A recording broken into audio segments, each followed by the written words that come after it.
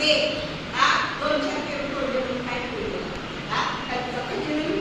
काय माझ्या लेखाला आणि माझ्या लेखाच्या अंगाला हात लावायची हिंमत कशी झाली शांता मावशी सगू दोघांची जी काही जुंपली चालूच नाही.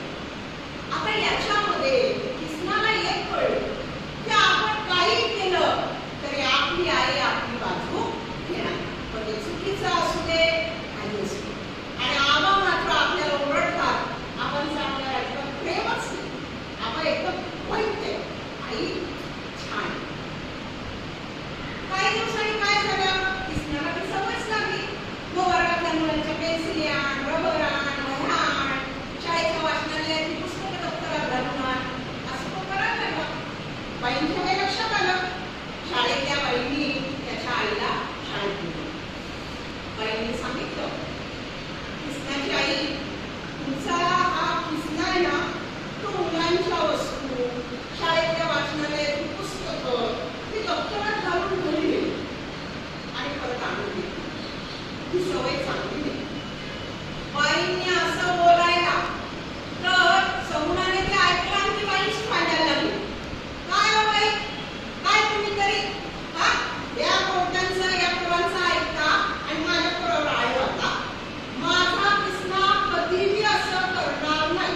ही पोरच पकडून होते. त्याच्यावर बाई काय बोलणार बाईने हात जोडले. आता किसना मोठा झाला.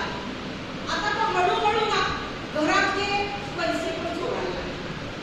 आवाज रागवायचे मारायचे पण आई मात्र त्याला जवळ घ्यायची आणि म्हणायची छे छे माझं लेकरू असं कधी करणार नाही मी काहीतरी जोडू. आज किसना थोडा मोठा झाला. मग तो लोकांच्या कोंबड्या चोरायला लागला. गाड्यांमधलं पेट्रोल काढून विकायला लागला. लोकांच्या अंगणात लाकडं चोरायला लागला. सगळं गाव त्याला चोरटा भामटा म्हणून ओळखायला लागलं. एवढं सगळं होऊन सुद्धा सगुणाचा काही या गोष्टीवर विश्वास नव्हता. तिचा आपल्याला ठरलेलं माझं लेकरू असं कधी करणार नाही. ती लोकच खोटं बोलतात. झालं आज किसना हळूहळू आता लोकांची घरं फोडायला लागला. रात्री बेरात्री दुकानं फोडायला लागला आणि एक दिवस असं एका दुकानाची चोरी करत असताना पोलिसांनी त्याला पकडलं. मग सगुणानं घरातलं सोनं नाणं विकून त्याला सोडून आणलं. एवढं झालं तरी तिचा आपल्या लेकावरच विश्वास. आता हाच किसना मोठा झाला. वय वाढलं तसं त्याचं चोरीचा प्रकार आहे तो वाढला. आता तो चोरांच्या ज्ञानमध्ये सामील झाला आणि हे सगळे चोर बँकांवर दरोडे टाकले आणि अशा अनेक बँकांवर त्याने दरोडे टाकले आणि एकदा असाच एका बँकेत दरोडा टाकला आणि त्या बँकेच्या दरोड्यामध्ये किसनाच्या हातून 4 माणसांचा खून झाला. ते सगळे पळून गेले पण पोलिसांनी शेवटी त्यांना पकडलं. तुरुंगात टाकलं. कोर्टात केस उभी राहिली. न्यायाधीशांनी निकाल दिला. चोरी 4 लोकांचा खून आणि म्हणून किसनाला फाशीची शिक्षा. मुलांना फाशीची शिक्षा म्हणजे मृत्यूची शिक्षा आणि मग फाशीची शिक्षा ज्याला होते त्याला त्याची शेवटची इच्छा विचारली. जेलच्या अधिकाऱ्यांनी कृष्णाला विचारलं तुझी काही शेवटची इच्छा असेल तर तू सांगू शकतेस. किसनाने थोडा वेळ विचार केला आणि तो म्हणाला साहेब मला माझ्या आईला भेटायचं. साहेबांना वाटलं काय आईचं प्रेम. त्याच्या आईला निरोप केला. आई धावत पळत किसनाला भेटायला आली.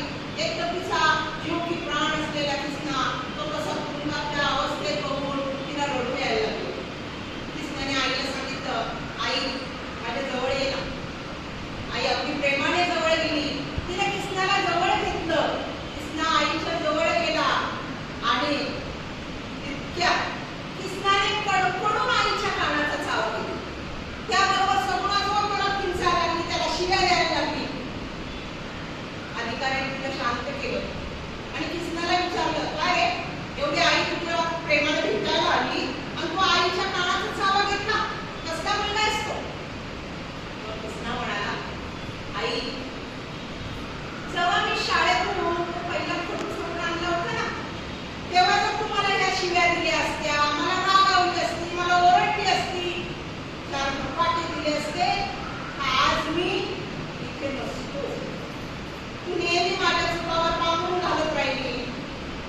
तुमच्या या खोट्या प्रेमानं मी चोर बनलो, खुनी बनलो आणि आज मला फाशीची शिक्षा झाली. सगळ्याला आपली चूक समजली, पण आता काय करायचं? मुलांनो, आई वडिलांनी तुमचे पाहिजे ते लाड पुरवलं, तुम्ही म्हणाल त्याला मान हलवणं, तुमच्या होला हो करणं म्हणजे आई वडिलांचं खरं प्रेम नाही. तुम्ही जर चुकला, वाईट वागला तर तुम्हाला आई बाबा, शाळेतल्या बाई ओरडतात, रागावतात, कधी कधी आई बाबा त्याला धपाटे पण मारतात.